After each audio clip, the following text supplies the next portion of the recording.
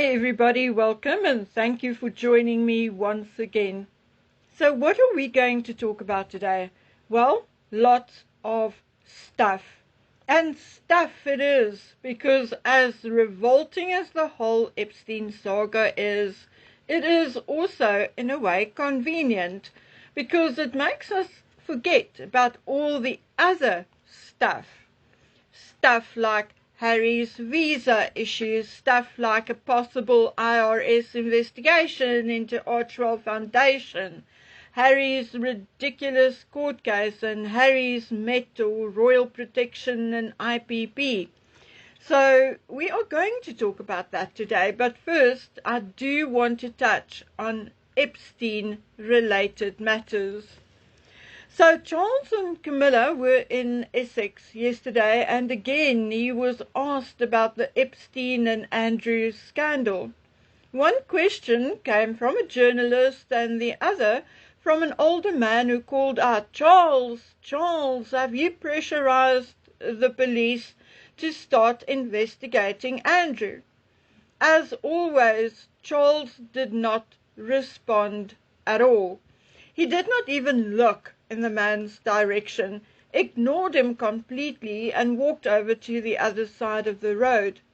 Now, a similar question was asked of Edward, and Edward answered with something like, our priority or our thoughts are with the victims. And I give Edward a gold star plus 10 out of 10 for that. You see, number one, he was not rude by ignoring the question.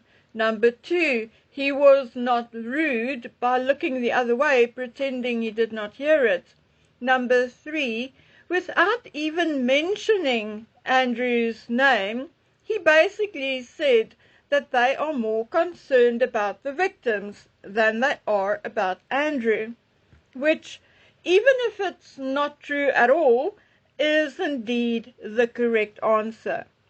Edward handled the situation respectfully and properly, acknowledging the issue without giving anything away.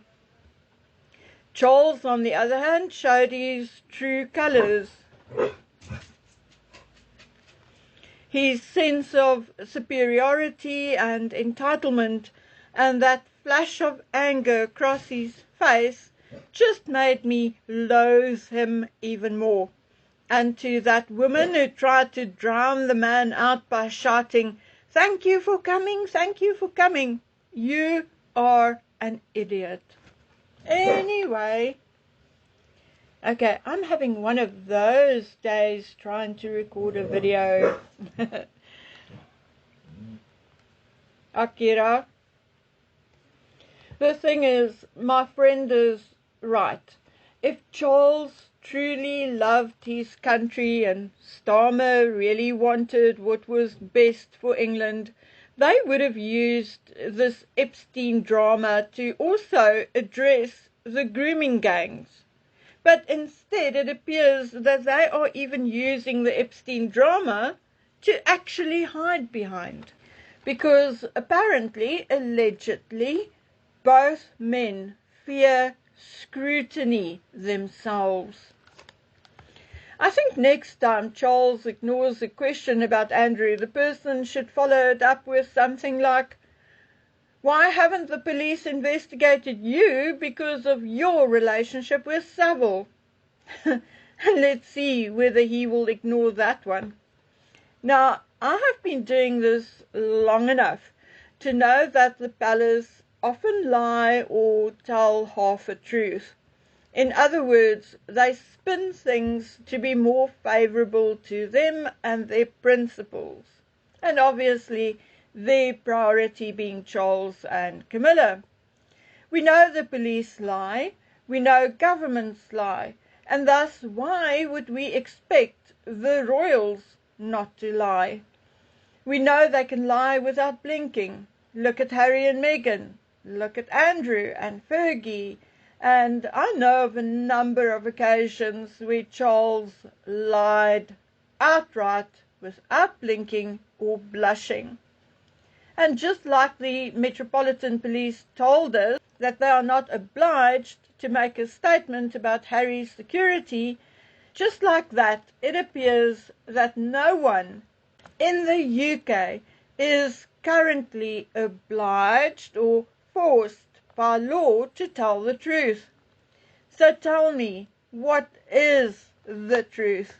That Harry had already received his royal protection back when he was in the United Kingdom for the Well Child Awards, and not only for 2 days, like the palace wanted us to believe, but for his entire visit and also his visit to the Ukraine.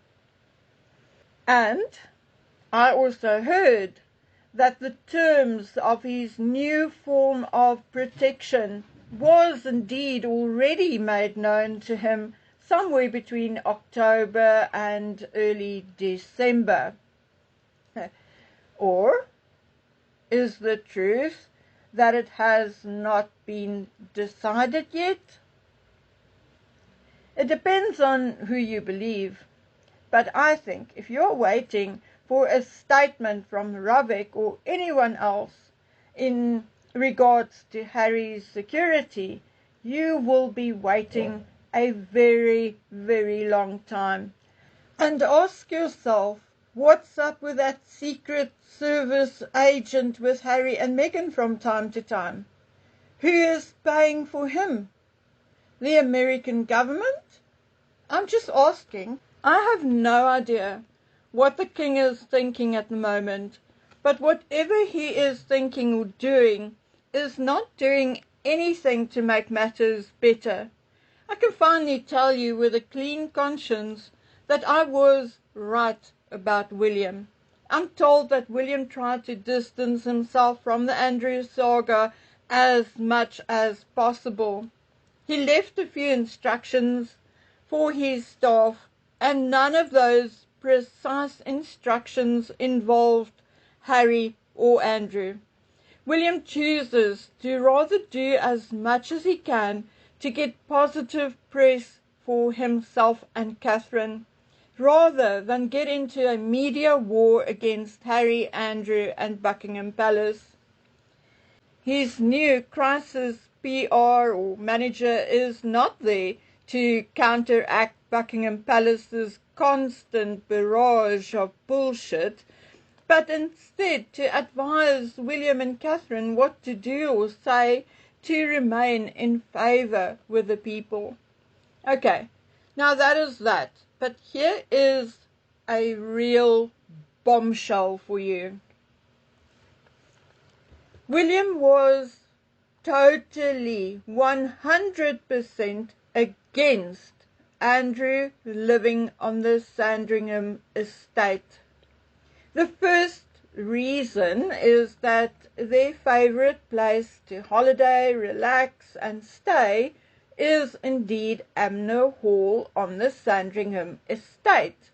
Many of their personal photographs come from Norfolk or then around Amner Hall on the Sandringham estate. Yes, Marsh Farm is on the one end of the estate and Amner Hall on the opposite side.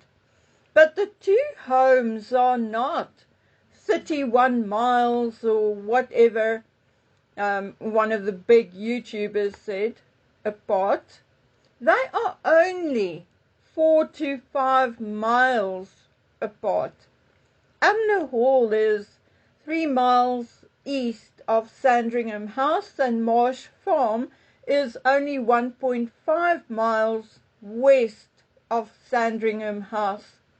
Wood Farm, where Andrew is now staying temporarily, is also about 4 miles from Amner Hall.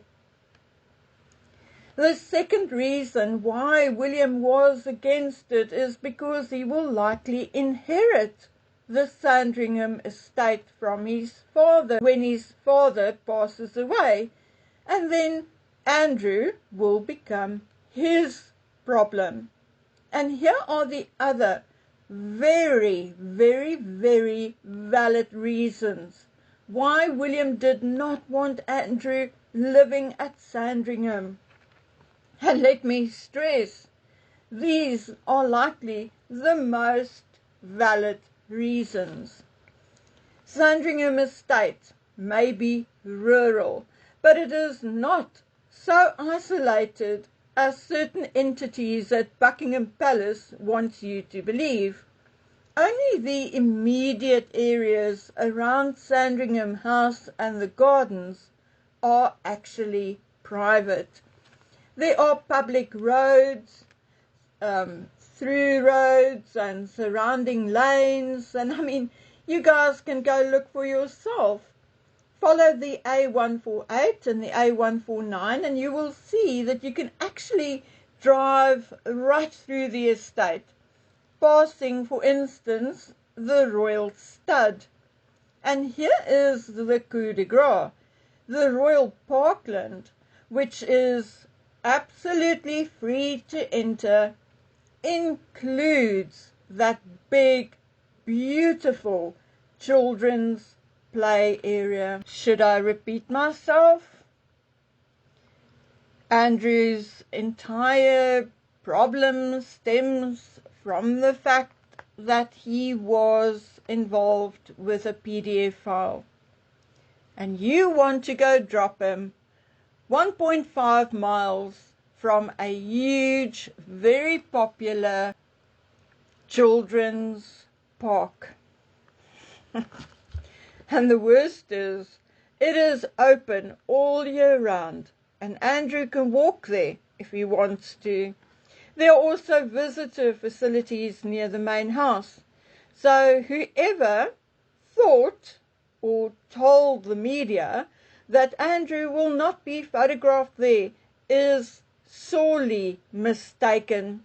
And the worst is that Charles knows all of this, and there were numerous discussions and arguments and even fights about it. Oh my word, I absolutely did not even think about all of this. Well, now we know exactly why William is so utterly fed up and going off on his own. Had I been in his position, I and my household would have already been on my way to a villa in the south of Spain. But it appears that William worries about his country and its people, and he wants the opportunity to fix what his family broke. But oh boy, I don't know, maybe a lovely villa and vineyard in Spain would be safer. Okay guys, I'm going to leave it here for now. I'll be back soon, so until then, please take good care of yourselves. Bye.